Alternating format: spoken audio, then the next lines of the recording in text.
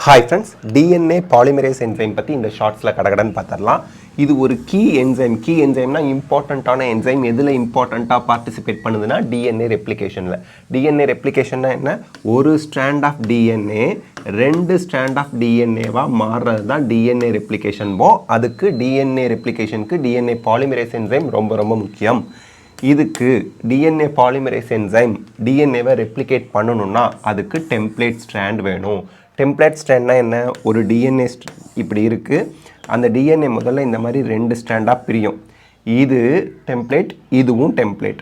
So இதோட copy தான் DNA polymerase enzyme எடுத்து கொடுக்கும். அப்போது யாரோட காப்பி ஒரிஜினல் பேரண்டல் ஸ்ட்ராண்ட் இருந்துச்சு பார்த்தீங்களா, அந்த ஸ்ட்ராண்டை டெம்ப்ளேட்டும்போ, புதுசாக வந்த ஸ்ட்ராண்டை வந்து டிஎன்ஏ பாலிமரேஸ் உருவாக்குனுச்சு பேஸ்ட் ஆன் டெம்ப்ளேட் ஸ்ட்ராண்ட். இதை ஞாபகம் வச்சுக்கணும். அடுத்து நியூக்ளியோடைட்ஸ் ஆட் பண்ணும்போது நம்ம சொன்னோம் DNA strand, parental DNA strand 2ஆக பிரிஞ்சிருது.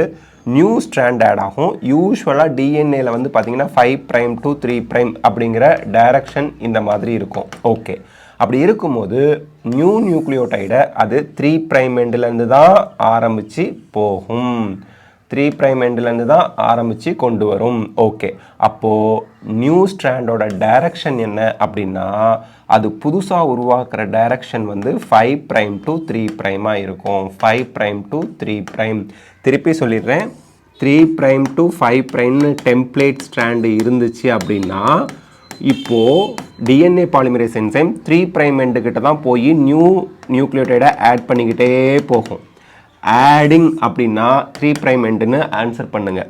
எந்த டைரக்ஷனில் நியூ ஸ்ட்ராண்ட் ஃபார்ம் ஆகும்னா 5' to 3'ன்னு ஆன்சர் பண்ணுங்கள். இதில் கன்ஃபியூஷன் ஆகிக்காதீங்க. Next, pre existing chain or short stretch of nucleotides இருந்தால் தான் டிஎன்ஏ ரெப்ளிகேஷன் ஸ்டார்ட் ஆகும். அதுக்கு பேர் ப்ரைமர். இன்னும் குறிப்பிட்டு சொல்லணும்னா ஆர்என்ஏ ப்ரைமர் அதுக்கு தேவை. ப்ரூஃப் ரீடிங் அப்படிங்கிறது என்ன? டிஎன்ஏ ரெப்ளிகேட் ஆயிடுச்சு. ரெப்ளிகேட் ஆனதுக்கப்புறம் ராங்காக ஆட் ஆன, தவறுதலாக ஆட் ஆன, தப்பாக ஆட் ஆன நியூக்ளியோடைட்ஸ் எல்லாம் போய் டிஎன்ஏ ரிமூவ் பண்ணும். ஸோ ப்ரூஃப் ரீடிங் அப்படிங்கிற ஒன்றும் டிஎன்ஏ பாலிமரேஸ் என்சைம் பண்ணும். ஸோ இதெல்லாம் டிஎன்ஏ பாலிமரேஸ் என்சைம் பற்றி எக்ஸாம் பாயிண்ட் ஆஃப் வியூவில் நம்ம நல்லா ஞாபகம் வச்சுக்கணும்.